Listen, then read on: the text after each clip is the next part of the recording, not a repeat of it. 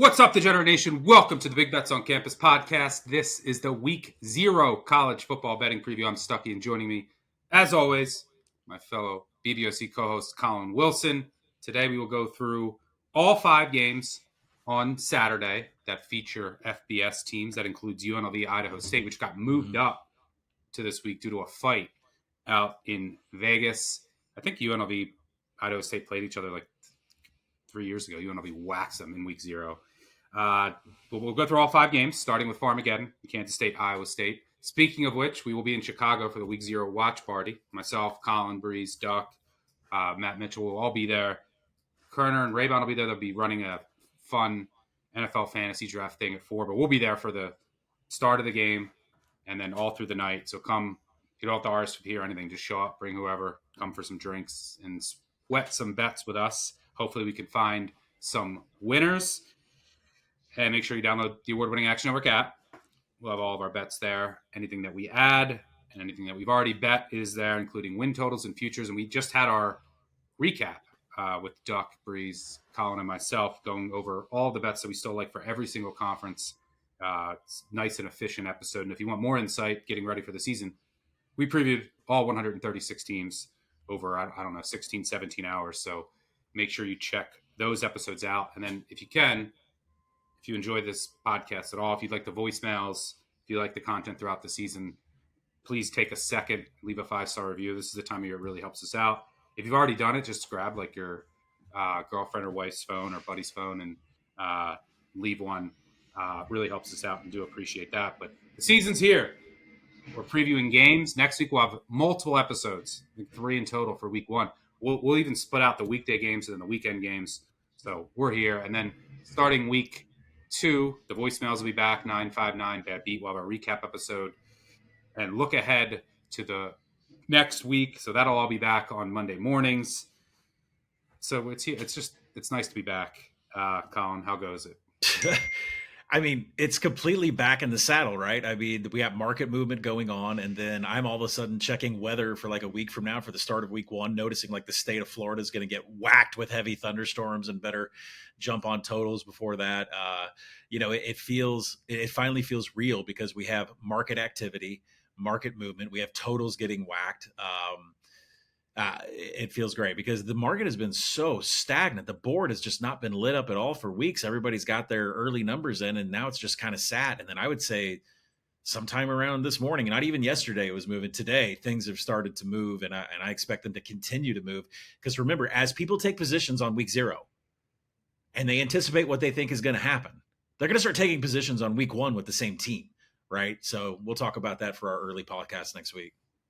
Yeah, historically, I have an article out on this. Historically, teams that play on the difference between the teams that play first, rest versus rust, I'll have an article out that one has a clear, distinct advantage in playing first. But let's dive right in. And yeah, you mentioned that the line's been out forever, but the big boys, once limits and liquidity goes up, week 1, like late in the week, you'll see some more movement late next week once the market truly opens up for the biggest of the big. All right, well, let's start with the first game of the college football season, which is naturally in Dublin for Farmageddon. And it's a conference game, which I personally hate. It's the Big 12, which is probably going to be chaotic. There's probably going to be tiebreakers. And this game could go a long way in determining who eventually makes it to the Big 12 championship game with a chance to go to the college football playoff.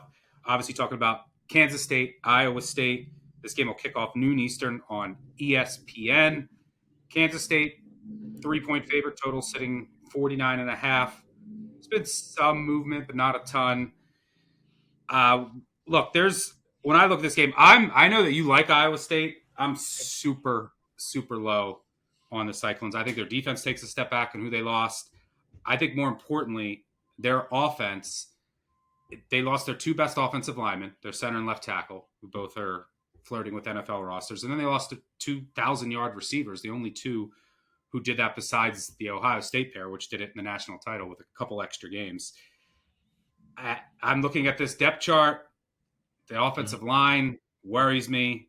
The wide receiver room, I think, is going to take a clear step back. And I do think that Iowa State is going to get back to multiple tight ends. That's a position of strength. They're going to try to run the ball, but I don't think they can run block. And that Kansas State's, their strength this season and last is going to be their run defense. Now, where I'm concerned about Kansas State is in the secondary.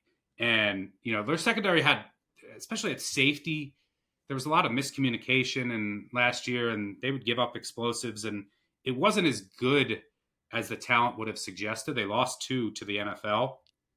And you look at their depth chart now, there's a ton of inexperience. And there's a couple guys that they were counting on that might not suit up, including Maldonado, who's going to be the free safety, the Arizona transfer. He might play. He wasn't on the depth chart, but then Kleiman came out and said he's questionable. Same with Newsome. One of the other safeties who was expected to contribute is doubtful. So their secondary, if you just look down the depth chart, it is extremely inexperienced. However, I don't think Iowa State is primed to fully take advantage with their receiving room and their offensive line in its current form. So I think the Iowa State offense might struggle. On the other side of the ball, Iowa State has to replace a couple of key contributors in that secondary, a couple that are on the NFL, and then their leader in Freiler. I don't think they're going to get a ton of pressure. Kansas State, I don't love their wide receivers, but I didn't love their wide receiver room last year. I think that they can pretty much be on par. I really like their tight end room. And then when it comes to their offensive line, the positions to watch there for me are the tackle positions. Fitzpatrick, the Ohio State transfer, was probably going to start, but he got hurt. He won't be playing. So they lost a lot of talent, the offensive line coach up front. So I'm a bit concerned about their offensive line, but I don't think Iowa State can fully take advantage. Where I think the difference in this game is Avery Johnson's legs. This is game 1, a conference game. Kansas State's offense is at its best when he's healthy and running. And I think you unleash him here. It's the first game of the year. It's going to be the healthiest he'll be all year. And it's a high leverage game. So I think they can unleash his legs here. So I like Kansas State. There's a ton of uncertainty here. But I played the -3. I make this closer to 5. What are you seeing with Iowa State, Kansas State? I saw you played Kansas State, even though you love Iowa State. Where do you stand with this game? I mean, I said this on our Big 12 podcast. Like whoever wins this game is they are in the pole position for the Big 12. I mean, this counts as a neutral, then you get 4-4 for your conference schedule, home and away. And I liked Iowa State a lot. And then I started digging on this game. And at the same time I started digging on this game to make notes for this podcast, that number got whacked down to 2.5. I said, it's just too far. I mean, I even said on our podcast, I make this game closer to 4.5 to 5. I think maybe 6. Like I got to look at the power ratings, but whatever you make neutral site and what your PRs are, it's definitely above what 2.5 is. And then I started digging into Rocco Beck's numbers. I know Iowa State. I think I put this in the app that, Iowa State has covered 5 straight. I think they've won 4 or 5 and they've covered 5 straight against Kansas State, but this isn't a trends podcast. You still have to do your homework. Well, I did my homework, and Rocco Beck, even though I was touting around that he's dropped his turnover worthy play rate every single season, have you seen what he's done against Kansas State? It's not really good. So last year he went 13 to 35 for 2 TDs, but he didn't have any big time throws, and he had 3 turnover worthy plays, 3 big mistakes, plenty of deep shots against the secondary. He had an ADOT of 12.4. So really he just kind of got bailed out on a 13 to 35 day against that Kansas State secondary. He doesn't have those wide receiver options anymore. So if you go back 2 years ago when he played Kansas State, right? Kind of the same coaching mold, same coaching staff, same scheme that he's going to look at. 8 for 12, 3 TDs, 0 big time throws, and a turnover worthy play. So if you go and look at this, the last 2 years, what Rocco Becht has done against Kansas State's secondary, he has 50 passing attempts, and he has yet to complete a single big time throw in his history of 2 years against Kansas State's defense. So you're going to say, well, they're going to run the ball. Well, the strength of Kansas State, like you said, is the defensive line. They were 15th in line yards last year. They returned plenty to the defensive line in the linebacker unit. They were 5th in defensive rushing success rate. They were 83rd in containing EPA, which I don't expect. So the big question is Carson Hansen, is he going to be able to bulldoze through this Kansas State defensive line? I don't think so. Is Abu Sama going to somehow return to form from 2023 when he carried for 273 yards against his defense and created 13 missed tackles in this game? I haven't seen that or heard about that coming out of from Abu Sama, so I'm a little bit nervous about that too. You go to the other side of the ball. Kansas State lost 29-21 in Ames last year, but Stuck, what is the reason that they lost this game? I mean, they outgained Iowa State by 2 yards per play in that box score last year. How'd they lose this game? I think all but one opponent last year. Yeah. I mean, hidden yards. Iowa State had plus 226 hidden yards. Field position started at the 40-yard line. We're talking Avery Johnson fumble on the opening drive. Keegan Johnson fumbling after a reception, a missed field goal here. Like Kansas State just couldn't get out of their own way, and it's the reason that they lost this game. If everything plays out without the turnovers and the dumb mistakes, Kansas State wins that game last year. So, Avery Johnson had an intentional grounding safety. It's just unheard of shit, like Iowa State voodoo that got them through. You look at Avery Johnson's numbers against Iowa State last year, 3 big-time throws, 1 turnover-worthy play. He had 82 rushing yards on designed calls for his number. But that critical fumble to start the game is what really sunk them in. So, yeah, I did take Kansas State minus 2.5. Am I going to come back on Iowa State? I would be enticed at 4, 5, 6. Again, this is a game that's being played over in Ireland. We've had some wild events happen over there. If I can middle around 3, I will. For those of you that didn't get the 2.5, I would just sit on the Kansas State minus 3. The total is where I started doing some studying, because in the past 3 years, and I have to go back to the pandemic. I'll never forget when you and I handicapped, I think it was BYU and Navy, and no one tackled. Because in the pandemic, I remember Navy was like tackling tires. It seems like tackling fundamentals is a serious problem in week 0 games, and it continues to be. So what's going to happen in this game when this has been played, this Aer Lingus Dublin Classic? A minimum of 28 points has been scored the last 3 years in the first half of this game.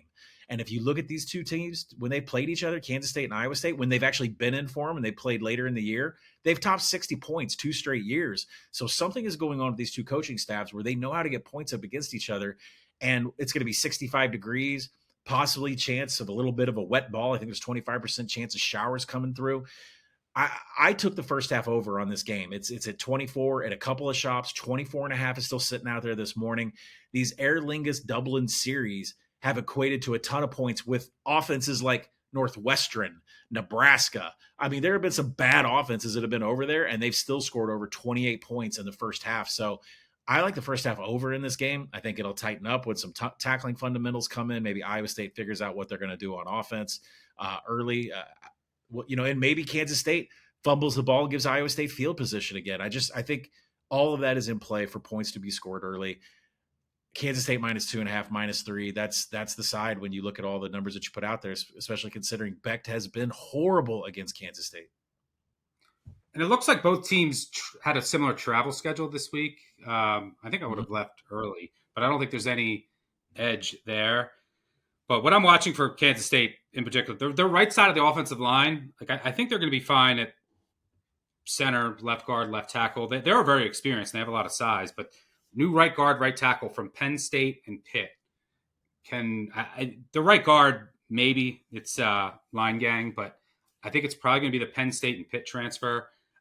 We'll see how they fare. But the secondary is my biggest concern, and I'm just not sure Iowa State can fully take advantage. You look at that Kansas State secondary, because if both of their safeties don't play, you're looking at, VJ Payne is back. He's the experienced one back there, but not great. Then you're going to have one of the safety spots. You're going to have a West Georgia transfer. You're going to have either a sophomore or a true freshman at the other safety spot. When you're in their 3 safety looks at corner, it's 2 sophomores. And that is my biggest question, but I'm not sure Iowa State is fully built to take advantage. And I think that Kansas State front 7 can hold up. I get what you're saying, the total. My first thought was first half under, but just because I think that it's going to take some time. This Iowa State offense, I don't think is built to take advantage of Kansas State's defense.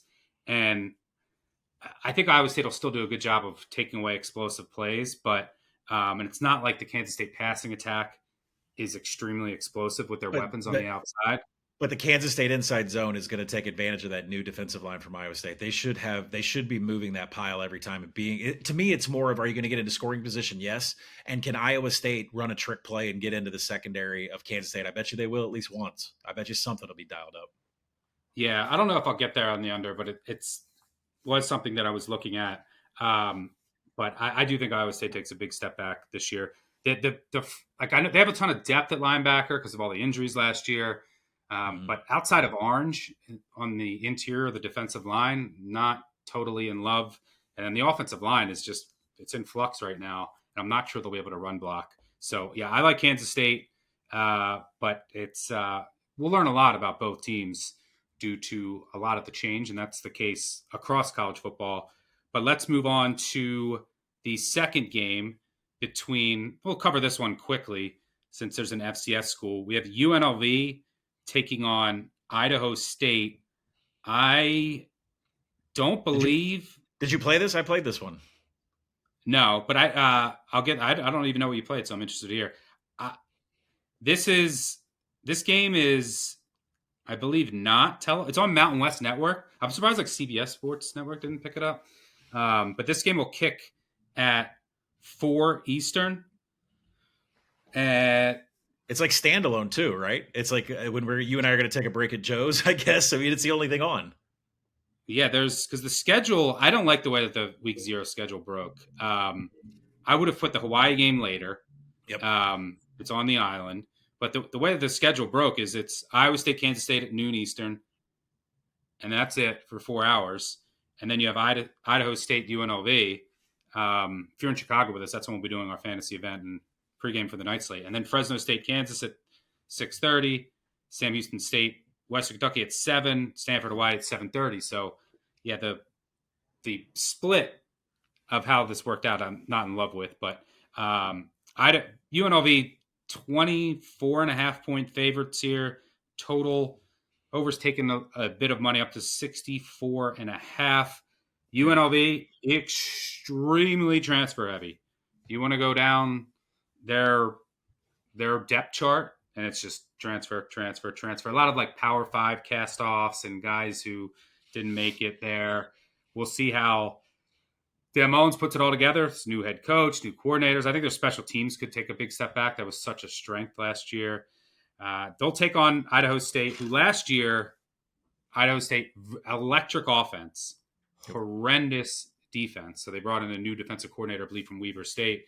But their offense, they lose their quarterback and 2 all-league receivers. Offensive line brings back a lot, but that was a big part of their offense. One of the receivers, I believe, used to start at UNLV when they played Idaho State like 3 years ago to make things full circle in this crazy college football world. But UNLV, a lot of change, transfers all over the roster, taking on an FCS school in Mullins home opener and Dan Mullins home opener. What are you seeing here?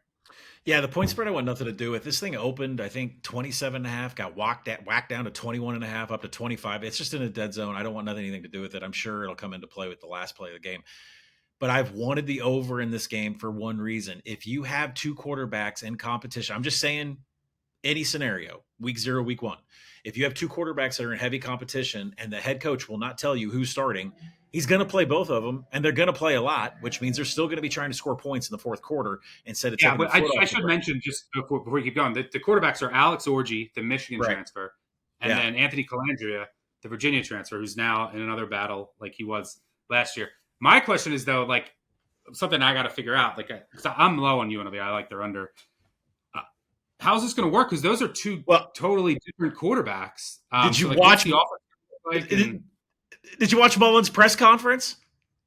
I thought he was talking directly to you to piss you off. So he comes out and he says, they said, who's going to start a quarterback, Orji or Calandry? He says, maybe I'll start them both. Just keeping everyone on their toes, just to annoy everybody.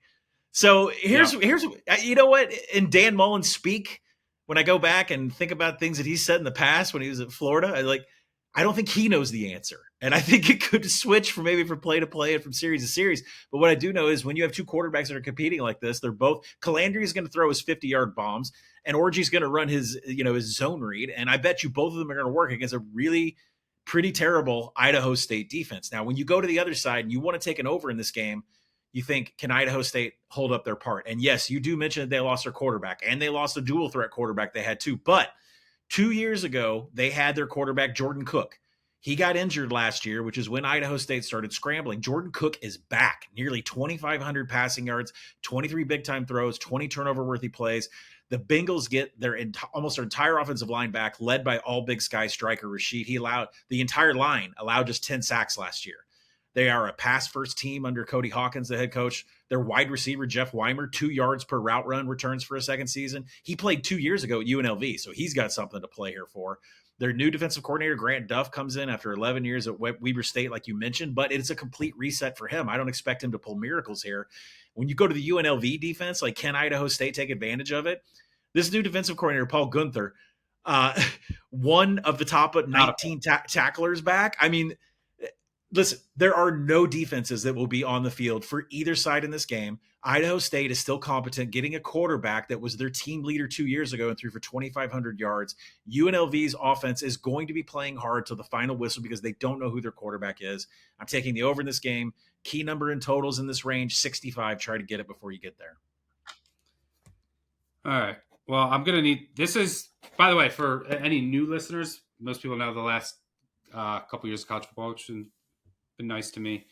I don't think in like 15 years I've had a great week 0, week 1. Yeah, 500. So, if we can go 500, like, can we warn everybody of that? Like, we're trying to go 500 the next 2 weeks. That's like my strength is like as the season goes on, situations, schemes, news, matchups. I think with so much turnover in college football, like power ratings can just the change, the delta that's just between the beginning of the season or the end of the season to the beginning of the season and the beginning of the season just a couple weeks in. Look no further than like Florida State last year. Or no, three box score frauds, and then we rode Kansas every game for like the last 6 games of the year. Like that's when you and I are making the money. But this is tough. Week 0, week 1 is tough. It's tough. I'm trying to get better at player evaluation because that's the key. Like, but it's definitely not easy. It's never been my strength. Like rating the players that are coming from, especially the lower levels. Like you're getting guys from D2 and like the Kansas State, like what we just talked about, a guy from West Georgia, and like you're gonna have FCS guys and JUCO guys, and they're going to go a long way making some of these rosters, and whether or not that some of these teams, especially the group of 5 teams, live up to their expectation. So, but I will say week 0, I got to have something on all of these games, whatever, call it a flaw of mine. Maybe I'll throw a fun parlay in, but I guess I gotta join you on the over. I mean, UNLV should score, and I do have questions about their defense. So I guess that's. But you agree with the two quarterback competition. The coach usually plays them, both of them, all the way. Yeah, even if it's a blowout, you're probably going to have UNLV going a little more full throttle than they normally would, which definitely helps. And think about this: who does UNLV play next week? Sam Houston, which means from a conditioning perspective, you would want your squad to be ready to play in a high tempo game, which it will be against Sam Houston State. So I would expect UNLV to be full throttle the whole game. Yeah, and it's UNLV complete rebuild. They lost a lot of talent on that defense from last year, and just transfers galore. I mean, if I look at the UNLV depth chart, let's see. You're going to recognize a single name on defense? Looks like maybe 8 transfers starting. They got Thomas back there running back, but that's about it. Like Bradley's back at receiver, but the next are 8 or 9 transfers on offense, and then on defense, and got McDuffie back at linebacker, but maybe 9 transfers on defense, and it's a lot of like guys who are at Power 5 who are just didn't live up to expectations that were cast off. So it could go one of 2 ways. I mean, it could really work, or it could be disastrous for the full season. So we'll learn a little bit more about UNLV. Probably not a ton against an overmatched Idaho State team. All right, let's move on to the next game between Fresno State and Kansas. This game will kick off at 6:30 Eastern on Fox. And guess what, Kansas fans? You're back in your home stadium, a new stadium. Yep. Should be a great atmosphere after last year not being able to play at home. Kansas, what did they open? 14? Is that where this opened? Yep. Opened 14. Fresno took some money. It's starting to trickle back up a little bit.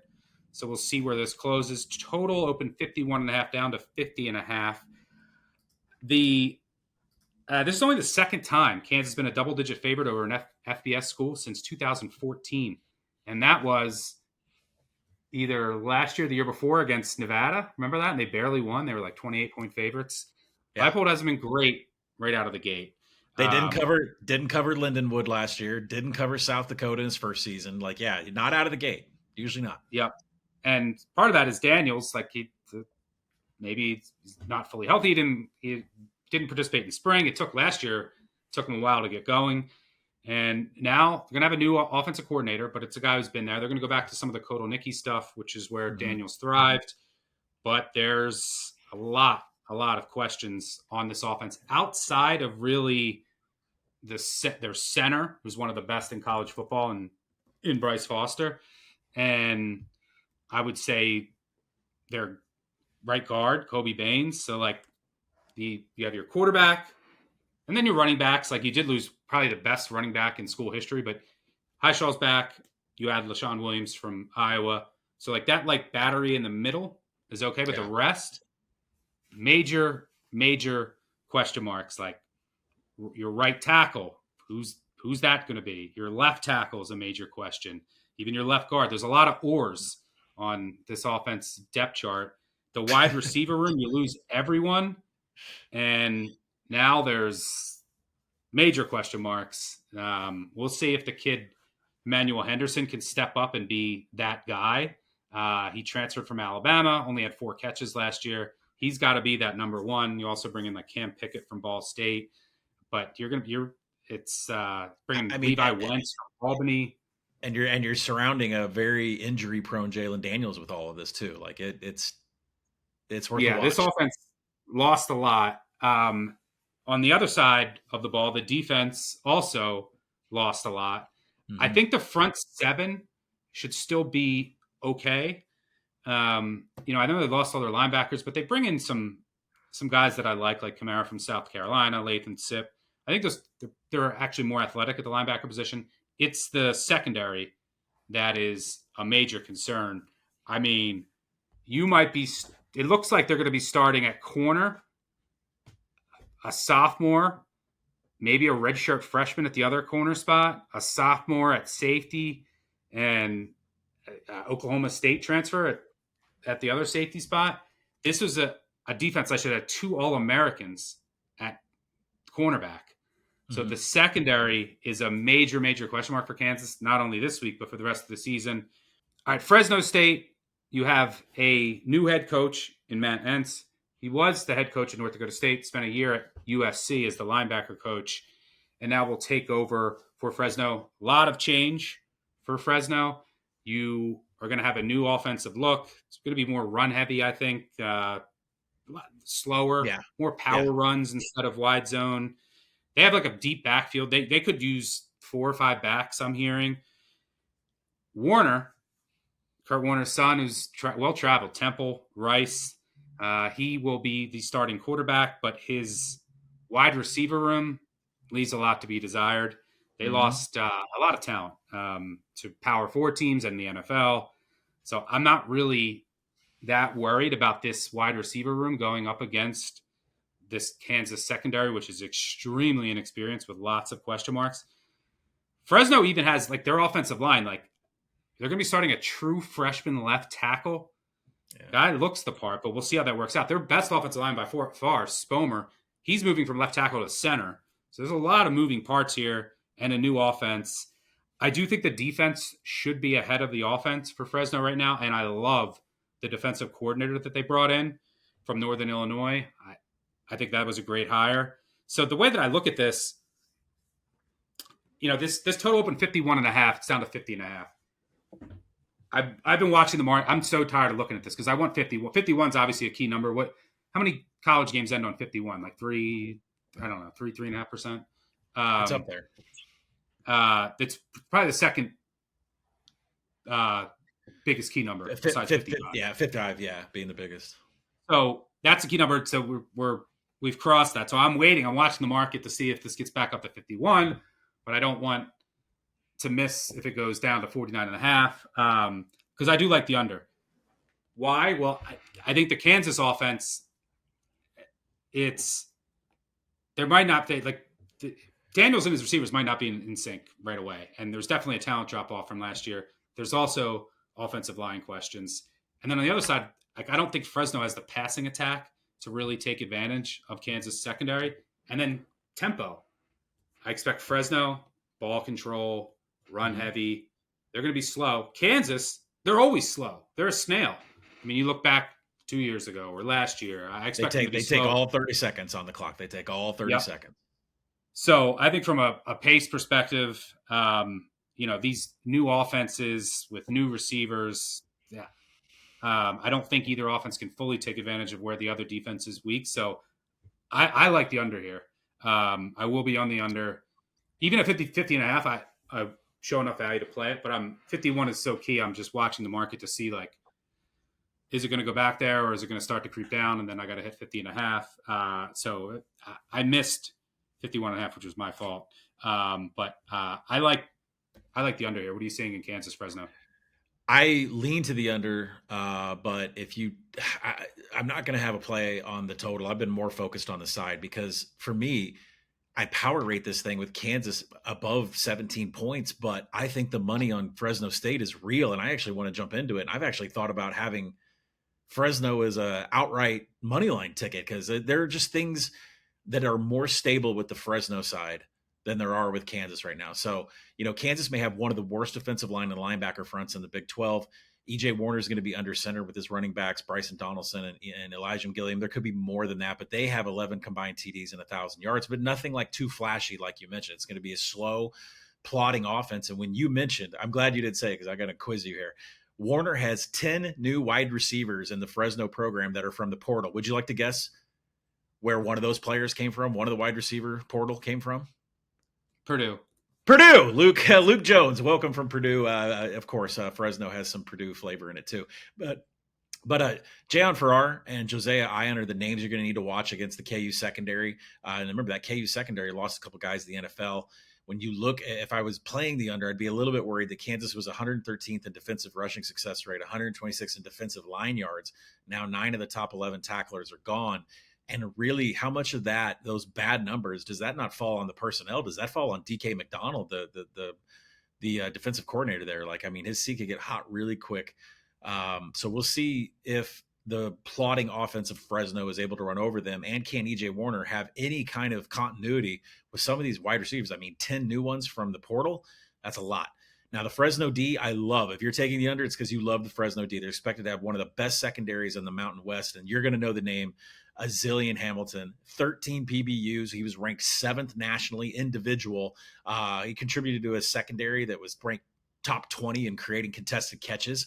Azilian is secondary for 4 or 5 years. Very, very good.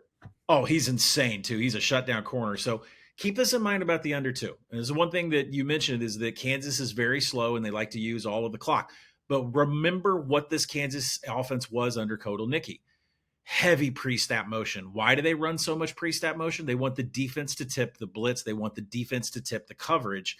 But when you have this many new faces surrounding Jalen Daniels and you're running that much pre-snap motion, if you're not buttoned up, there's going to be some penalties here. I would say this could be potentially the worst penalized game for the Kansas offense just because of all the new faces, and it's the first game of the season. And Fresno's not a bad defense, and they could inject themselves here. So I agree with you that the under is the side that I would look at. I'm having a hard time. I'm sorry, under is the total way that I would look at, but from a side stuck, I don't care about my power ratings as much in week 0, week 1. I do believe the Fresno money that's come in is real. I do think Fresno could win this game outright. And to me, the X factor is, can EJ connect with the 10 of the new wide receivers? By the way, Fresno, I like one of their Hamilton's a stud at corner, and one of their other safeties is back, but the other corner spots are definitely in question. But the Fresno pass has been very good for the last 4 or 5 years. Linebacker also a bit of a question mark due to some of their losses. Can Corey Foreman, the defensive end, this is a guy, he was like a top 10 national recruit. He didn't even win the defensive end job outright, which I was surprised at. Maybe it's just never going to happen for him. So we'll see. He started to come on a little bit at the end of last year, but he was an oar on the depth chart, which surprised me a bit. But I just really like the Fresno defensive coordinator. I think Yeah. he's going to do really good things. And Kansas is a new DC too. He was the secondary coach, but yeah, I think Kansas's front seven can hold up here against this offensive line that has questions, and the pass offense is just not scary. I project this a little north of 2 touchdowns, so I would show a little bit of value in Kansas, but there's a ton of it's not a ton, and this is week 0, and Did you, one of the numbers, I- one of the books jumped from 12.5 to 13.5. I think they're trying to bump it back up to 14 to take another shot on Fresno. I think that's what's happening in the market right now. Yeah, we'll see what happens later in the week, but I don't think I'll have anything on the side. For what it's worth, Fresno State 0-30 straight up, which I was surprised as an underdog of this range or higher since 2007. They haven't pulled off I thought they would have pulled off at least one episode. One upset. Let me see. Fresno. Let me double check that. Because you're going back to the Jake Haener. I guess they weren't in a big underdog. Who is that? Didn't they upset UCLA or USC or something like that? They're 0-30 in their last 30 games played as underdogs with 12 or more points. Oh, yeah. I feel like Haener upset a few Power 5 teams, but they must not have been that big of a dog. Fresno has been good. Now it's a brand new team and brand new staff, but Fresno has been pretty good at covering on the road against the big boys. Last year, what they covered against Michigan, week 1, they lost by 20, but that game was closer than they beat Purdue the year before at Purdue. They won at Arizona State 29-0. 2022, I believe they covered at USC. So they've been a decent dog in these spots. 2021, they lost by 7 at Oregon. So they won at UCLA when UCLA was ranked. I don't know how much that matters to this year's team, but yeah, I expect pace slow, receiving rooms not that scary, and I like the Fresno DC hire, and I think the Kansas front seven can hold up against the Fresno rushing attack. So, and I think Daniels, there might be some rust, and it's going to take some time with his new receivers and even with the offensive line. So, and Fresno's tackles are in question too. Like their right tackle and is not that good. Their left tackle is a true freshman. So I think there's a lot of things working in favor for the under, which I will be on, but I'm watching the market. Make sure you pay attention to the Action Network app. All right, let's move on to the 2 other games in the night slate. Let's talk a little Sam Houston State and Western Kentucky. You want to talk about change? Look no further than this game. This is the new college football. This game is a microcosm of new college football. Let's just look at the defenses. Western Kentucky lost their top 12 tacklers. Sam Houston State lost their top 16 and a good defensive coordinator. Western Kentucky, it's a complete rebuild on defense. They're still going to have the same aggressive defense. They'll give up some explosives, try to create some turnovers. But both these teams also have new offensive coordinators, new defensive coordinators. Sam Houston State has a brand new head coach in Phil Longo. They're going to transition to the air raid. This is air raid versus air raid, by the way. And who's going to be the quarterback? So I don't even know where to start with this game. There's so much that has changed. Western Kentucky too is a brand new offense. The only really contributor they have back is like their 4th receiver, and then their left tackle is pretty good. The rest is brand new. And their quarterback is going to be Abilene Christian. Yep. Maverick MacGyver. And the Abilene Christian offensive coordinator comes in with MacGyver, who was previously at Texas Tech before then. They're going to try to kind of replicate the Bailey Zappi magic. We can get the lightning bolt in the podcast again. But that's what Western Kentucky did. They did it very well when Zappi and company came from the FCS levels. They're going to try to duplicate that here this year. But there's a lot of questions across the board. Like their defense, they lost some really good defensive linemen. Upton Stout got drafted. So I don't know how this is all going to come together for Western Kentucky. It's a lot of uncertainty. And then on the other side, Sam Houston State. I mean, you're going air raid. Watson, the quarterback last year, does not fit as an air raid guy. Right. So I think eventually the quarterback's going to be Mittauer, who came from Wisconsin with Phil Longo. I don't know. Watson might start the game. They might play both, but that adds some uncertainty into it too. Because like if you told me Watson was going to start and they were going to try to run the air raid, by the way, offensive line, it's like all new splits. You were learning everything new. Then I would be on Western Kentucky here. But I think you might probably see a good chunk of Mittauer, but I don't really know. And then the Sam Houston State defense is probably going to take as big of a step back as any defense in the entire country. They lost everybody. There's a lot of guys that went to North Texas with their defensive coordinator. There's some guys that went to Power 4, a lot of other guys that graduated. Like I mentioned, their top 16 in snap counts are all gone. In the spring, they only had 3 scholarship defensive linemen. One of them transferred. It's going to be a huge, huge step back. But there's a lot of uncertainty with Western Kentucky, too. Probably 8 or 9 transfers starting on both sides of the ball. New quarterback. We'll see how it all works out. I mean, I can see there being a ton of plays in this game. Right. Will the offensive lines hold up? Will there be enough efficiency? And, with air raids, you got to worry about finishing drives. Mm-hmm. Will either of these teams be able to finish drives consistently? And then also another thing worth mentioning with the air raid is a lot of times it takes time to build that rhythm and the timing to get in sync. So or both these offenses, or one of them just going to be completely off. So there's Leach hated bye weeks. He hated getting out of sync. Yeah, you would see the bowl games, and anytime there was an extended layoff, even week ones, takes these air raids because it's just all about timing with the quarterback and receivers. This is, for what it's worth, Sam used to say it's like everyone knows this. They're like the regression kings. Like they won all the one possession games. They got all the turnovers last year, but like it's a brand new team. Does it even matter? There are so many moving parts in this game. What are you saying? No, the uniforms are the same, but nothing except Hunter Watson, who's a zone read bowling ball, which does not apply to what the Longo offense is going to be.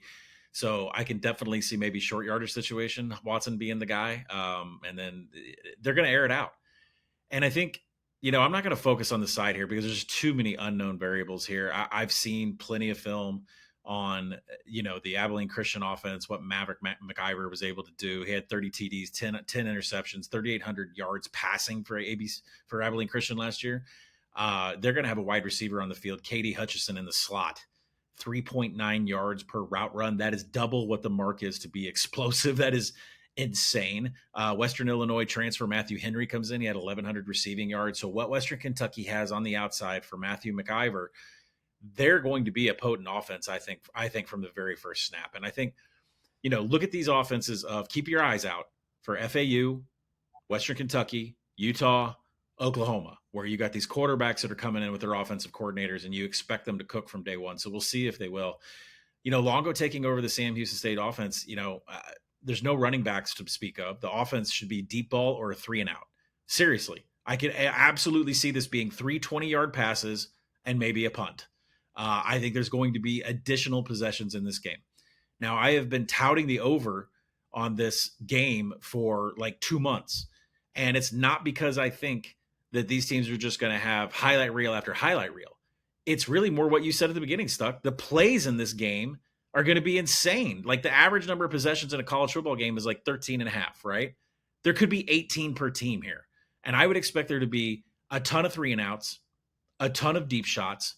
I expect Western Kentucky, maybe they need a series or 2 before they start lighting it up. But when they start lighting it up, they're not going to stop lighting it up. They're going to keep going. So this is just 2 teams that are just going to take deep shots. It's like a home run derby. I don't even know. Like it's the fact that I like the over, which look at all that money come in today on that over. I loved when I put it into the app like 2 months ago, it actually dipped down to 59 and a half. And I thought, well, someone's trying to shape it down to 59, gets whacked above 62 today.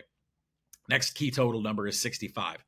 Remember what this is based on, everybody. This is based on the number of projected possessions and the number of projected plays in the game. And the fact that we're going to have so many possessions is going to create so many opportunities in finishing drives. Does that end up with 0 points, a field goal, or a touchdown? I don't know. Stuck's right. Air raids that get closer to the goal line, they have trouble putting it in.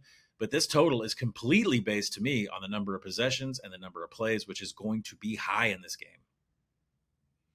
Yeah, my only concern would be like, is Watson, if they're going to play Watson and then like use his like packages, like the old, like are they going to be the Sam There's a Houston lot. State offense here and like Yeah. run him, and then it's like I don't know how it's all going to work. I do know that the Sam Houston State defense, you just look at their personnel and who they're replacing guys they lost with, and in addition to their defense coordinator, Sam Houston State defense is going to be really bad this year. Like, Well, really, and Western Kentucky's offense can cook. They have some weapons on the outside.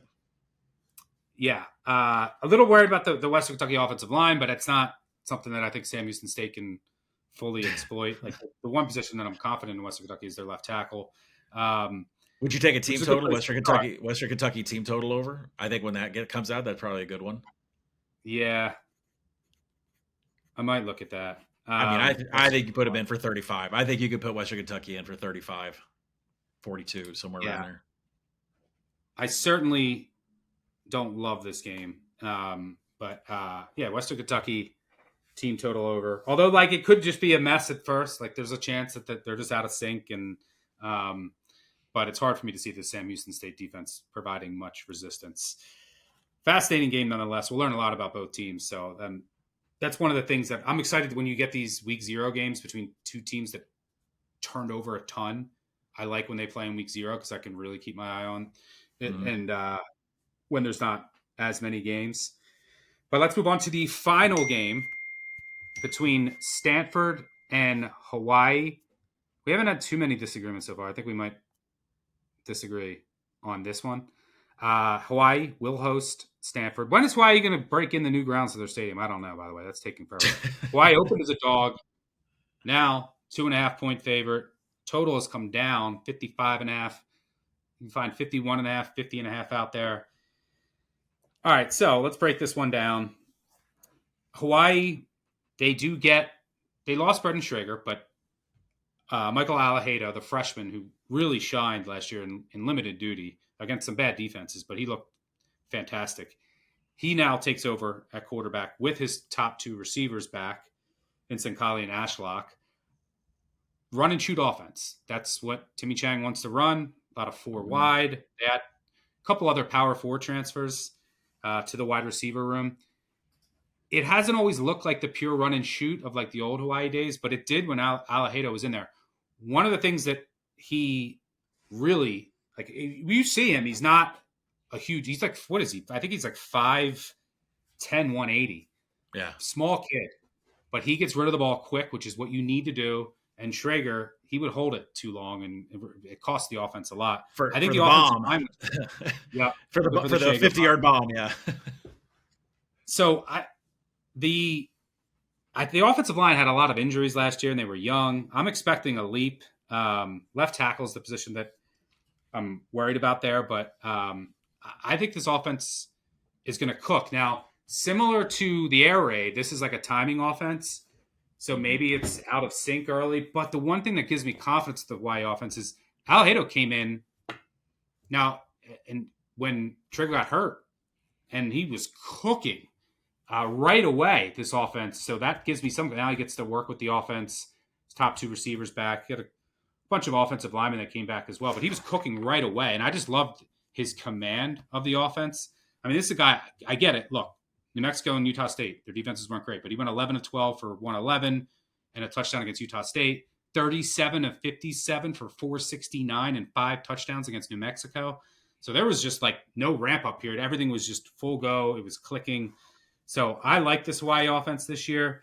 The defense was pretty underrated last year, especially in the secondary, but they do lose Cam Stone, who was outstanding. I'm surprised he's not on the NFL roster yet. And then Caleb Brown, their other corner, transferred to Va Tech. Safety's solid. Their nickel's solid. I like their linebackers, but the cornerbacks and the defensive tackles, those are the 2 positions that I'm really worried about. But I think that this Hawaii team is going to be feisty, especially at home. Chang's really struggled on the road, but I will say, I do like Hawaii. I'm mad that I kind of missed the number. Not sure how I'm going to play this yet. Maybe live. Maybe I'll throw them in a fun parlay. But I'm having bad flashbacks of when I bet Hawaii against Stanford a couple years ago. I got them plus 8.5. and they closed 2.5, and they got destroyed. It was never competitive, and I believe that was week 1 or week 0. So I am having major flashbacks about that game. Let me see. What was that final score? I think I'm having flashbacks of an over with a bunch of like 8 balls being dropped. 30, I think it was 30, 2023, 37-24 was the final. So I am having flashbacks about that. But by the way, you have to accept that you're going to get some CLV dumpster fires, and you're going to be so wrong and so right. We're going to be so wrong and so right on certain teams, just with all the turnover and uncertainty. Accept it. You got to adjust these teams, but you just have to know in week 0 and week 1, sometimes you're going to beat the close by 5-6 points, and you're like, oh well, I got a free winner, and it doesn't necessarily work like that. It's great. You want to beat the close by that much, but with so much uncertainty, sometimes the market's just going to be wildly off on some of these teams. That certainly was the case in that Hawaii Stanford game. Stanford, meanwhile, it's a mess. I mean, this was supposed to be the year. And by the way, Hawaii's a 2.5 point favorite, if I didn't mention that. This was supposed to be the year for Troy Taylor. He came into a bad situation. Team was gutted by the portal. Well, this was supposed to be year 3. He has his guys now. He's been building his offense. Like, I expected them, like, if you asked me like a year ago, like, this is the year they probably take a leap. They get to a bowl. They can end the run of, 3-win seasons. But he gets let go for some off the field stuff. Andrew Luck now is running the show. He brings in Frank Reich to run the show as like a temporary head coach for the season as he searches for the new one. And this all happened in the spring. And then in the spring, the quarterbacks were Bachmeier and Brown. They were splitting the reps, but Bachmeier transferred to BYU, and Brown didn't win the job. That's going to be Ben Goldbertson, who transferred from Oregon State, kind of like your prototypical just dead average replacement player level. Yeah, player like they probably just Reich loved his experience probably over the redshirt freshman, and he's had his command of the offense, but. This is a much more complex offense. Frank Reich's offense is going to be pro style. It's going to be slower. Yep. Like the complete opposite of what Taylor did. Spread it out. He wanted to air it out. This is going to be let's run the ball, pro style, play action, use our tight ends more. But do they have the personnel to do that? I'm not sure. They have one catchback from their wide receiver room. One. Their offensive line. And they lost from the wide receiver. Ironmanner, who might start in the NFL as a rookie. Mosley went to Texas. Bachmeier, also another Bachmeier, went to Boise. It's a brand new room. Like, they're really counting on C.J. Williams, the Wisconsin former USC transfer, and then some guys that I'm not fully sold on. But, like, you look at their offensive line. Like, the left tackle is going to be the UCLA transfer, who's bad. The left guard, redshirt sophomore from Texas Tech, never played. He sparingly is bad. Their center, redshirt freshman. Their right guard, he's back, but he's been bad. And then the right tackle is a sophomore who's moving from left tackle, who was not very good. Like, this offensive line could be a disaster. The defense, you do lose Sinclair, Bernadette from your linebacker, and Bailey went to Texas Tech. But the secondary is pretty experienced. They had this kid, Washington from Dartmouth, who's probably going to start at corner. Who's pretty intriguing. So their D has a lot more experience. It's going to be the same scheme that they had last year. Like, the coaching, a lot of that is more stable in the back end of their secondary. So I think their defense will be way ahead of their offense, which makes me think under. But look, some places it's 50.5. It's blasted through 55 and 51. We've already talked about those being the two biggest key numbers in college football. But I do think where I worry about Stanford the most, and there's a lot to worry about, is their offensive and defensive lines. But Hawaii can't really run the ball. Right. So, and I think Stanford's secondary can be feisty enough to at least not get completely embarrassed. And then I don't know how the Stanford offense is really going to operate. So my first, I'm thinking about an under, but it's been hit. So I don't know if I still want to go there. I do like Hawaii, but that's also been hit. So I agree with the market on both of these moves. What are you seeing here between Stanford and Hawaii on the island?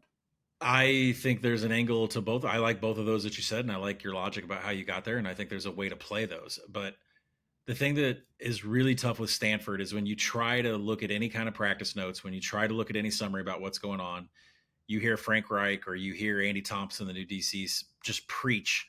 Uh, we want scheme integrity, scheme responsibility, tackling fundamentals. Energy was good. Energy. It's like nothing that has to deal with the personnel or any players that are standing out. And Yeah, and you hear like good depth. We like our depth at wide receiver. Like that means like I love your wide receiver room. And the other thing too is, I'm not saying this is a thing, but Troy Taylor was fired by Andrew Luck for bullying. How tough has it been on these Stanford players during camp? And I'm not saying it applies to it, but has camp been as tough it's been, say, maybe, for an SC, for what Billy Napier or like, there are certain head coaches out there like Tom Herman would run his players so hard in two-a-days that they'd all be hurt by the time they got to game one. As Stanford had a pretty soft time. So there's a lot of things with Stanford that I'm just like, how can you come out and even try to bet this team? And you're right, Ben Goldberson gets to start. Brand new offense. Yep. Totally different schematic change, pretty complex. And now your quarterback is a guy who came in late, and then there's all the offensive line is going to be bad. The wide receiver room doesn't inspire a lot of confidence. Like, what is there to really like here? Like, I don't know. And so it seems like the constants that we know, the variables that we can identify and bet on this game is that the top 5 tacklers return for Hawaii, and they should have one of the best front sevens in the Mountain West. So Goldberson's who he's going to hit and what he's going to do in this pro style, I don't know. But at least Hawaii, from a Mountain West perspective, has a pretty good defensive front. And from the Stanford side, all you have really is corner Colin Wright. Outside of that, how are they stopping Hawaii on the offense with Micah Alejandro? I mean, 5 passing TDs against New Mexico. He's taken control of the team. He's the captain of the team. My question is, Pavel Ashlock, can he return to what he was 2 years ago in 2023? He had a big dip in his yards per route run. He just didn't have as much explosiveness last year. But they did say in camp, all the practice reports, that Alejandro had chemistry with the Kentucky wide receiver from the portal, Brandon White, who's lined up a total of 3 snaps in 2 years for the Wildcats. So I think here's what we're dealing with. We have more variables that we know and we trust out of Hawaii, from the defensive line, from the linebacker group, and from a quarterback that we know that can hit a couple of wide receivers that have been there for a while. That's what we know, and that's why we like Hawaii. So we agree with the move, but I think the offensive line, I think, is in better shape than with Stanford. I like the Hawaii safeties too. The biggest concern for me for Hawaii, the left tackle, and then both cornerbacks. Is really what I'm watching there. I think the only play you can make is not the full game. But I also believe this opinion too. I think Stanford under Frank Reich will play a better fourth quarter than they will play a better first quarter. I think he will be able to adjust better than Timmy. I think that, he's at least, got pro experience to where he knows how to do something at halftime that'll better suit what he has personnel out on the field. So in my opinion, whatever version we get of Stanford in the first half, I think it's going to change in the second half. I think he will make adjustments and it will be a better team for Stanford. I think the play here is Hawaii first half. I think it's minus 120 out there in the market. I don't know if I could trust Timmy Chang full game. I mean, I've seen Hawaii do some stupid shit in the first game on the island. I've seen so many balls get dropped. I've seen so many penalties that are uncalled for that affects the end of the game. But we have more variables we can trust in Hawaii in the first half. And I do think Stanford will be better in the second half than they will be in the first half because of Frank Reich. So I like Hawaii in the first half. I'm probably going to play a money line. I had special teams Hawaii. That, if you're watching this game is close, they do concern me. They could be real bad. We'll see. Their punter. You're going to have their punter was really, really good last year. So I wouldn't be surprised. Like, they do worry me a bit. But what were you going to say? You're going to have a bet on every game. So I'm just kind of wondering, like, where are you going to wait till we get to Chicago? Like, where are you going to go? So I think Hawaii money line first half, I think, is where I'm going to be. I don't hate that. If you're looking for a fun parlay, which I'll probably have a parlay just to for shits and giggles to give myself some action throughout the day, make sure I'm hitting on a lot of these games just for fun. Always do that in week 0. Like, I would go maybe K-State money line, Fresno under, and then maybe like wait or like buy it to like 51.5, like just because of the key. And then Hawaii money line. So K-State money line, Fresno under, Hawaii money line, around plus 450-ish. Gives you beginning of day, early night, and semi later night. So that's what I'm looking at. My favorite bet on the board. I don't really love anything, but I play K-State -3. I show value there. Hopefully, some of their defenders who are banged up will play. I'll be watching that.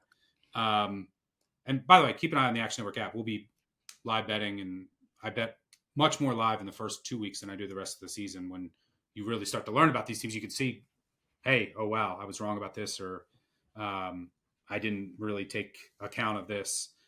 So that's when I live bet a lot. First 2 weeks, sometimes I'll get off things, sometimes I'll add to things. Middle, and then so Fresno, Kansas definitely will be on the under there. Just watching the market. UNLV, Idaho State. You like the over. I have no feel. I have no real take there. Sam Houston State, Western Kentucky. I have no idea. Went over that game. I'll go over, yeah. And then you like the over there. Stanford, Hawaii. I like Hawaii and the under, even though both have been hit. So I'll see how I approach that. So if you want to take a, I think if I was going to do a long shot parlay on the day, I'd probably do Idaho State money line first half and Fresno State outright. And I know that 0-30 thing bugs me a little bit, but if I had to pick a dog on the entire day, that would be the one that I would pick. But Idaho State's offense can go. I like that money line first half on Idaho State from a long shot. I mean, if you're just looking from a pure variance perspective, Sam Houston State money line is not a terrible play. Like, it's not for me, but when you have two teams early in the season that are both brand new, there's just so much more variance that we could just be way off on Sam Houston State. We could be way off on Western Kentucky, and then like you just have these brand new offenses, and so like from just a pure variance perspective, like Sam Houston State is not the worst play from a money line perspective. It's just not for me. I'm extremely low on them. All right, that'll do it for us. Hope to see some of you in Chicago. Windy City Watch Party. We'll be there for the start of Farmageddon. I can't wait to see some of you again and meet some of you, have some drinks, and just have college football back. And then we'll be heading home Sunday, and then it's prep for week one. So 2 week one preview podcasts. We're going to hit everything. So get ready. Have us loaded in your feed. I appreciate all your support. We're back, baby. 959 Bad Beat. Still leave some voicemails. We won't have a recap episode this week, but still leave them because the best ones will play. And you're always in the running for voicemail caller of the year. But leave a 5-star review. Make sure you subscribe. Tell a friend, tell an enemy. Make sure you download the award-winning Action Network app. Thanks to Colin for joining me. Thanks to our producer, Matt Mitchell, on the back end. Most importantly, thanks to all of you for tuning in. I cannot wait to do this again and go through year 9 with all of you. You guys are the best. Colin, I can't wait to just go through the ups and downs from now through bowl season and the college football playoff. And if you haven't already, make sure you check out all of our preview episodes, including our most recent one where we recap our favorite bets that are still available in the market for every conference. But that'll do it for us. Good to be back. We will see some of you on Saturday and the rest next week for multiple week 1 previews. Catch y'all later. Cheers. Peace out.